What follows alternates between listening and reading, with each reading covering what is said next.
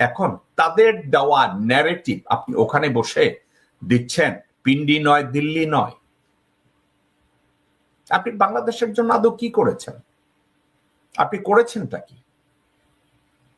আপনি আপনার বাবার সুসন্তান হিসাবে কি করেছেন?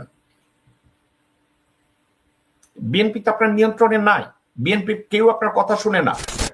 আমার কথা হচ্ছে এরা জানোয়ারেরও একটা ধর্ম আছে, ওদের সে ধর্মও নাই, ওদের সে ধর্মও নাই মাননীয় স্পিকার। ওদের মধ্যে কোনো মনুষ্যত্ব বোধ নাই। ওরা চুরি, লণ্ঠন, দুর্নীতি, দুর্বৃত্তায়ন ছাড়া কিছুই জানে না। ওদের নেতা থেকে শুরু করে সবই তো, এবং সৃষ্টি যে করেছে। শুনেছেন? ওদের ভিতরে কোনো মানবিকতা কাজ করে না, ওদের ভিতরে কোনো ঈমান কাজ করে না, ওদের ভিতরে কোনো দেশপ্রেম কাজ করে না। ওদের ভিতরে শুধু কাজ করে নেমোখারামি, বেঈমানি, দেশদ্রোহিতা, মুনাফেকি, ফাসেকি, এগুলো ওদের মধ্যে কাজ করে।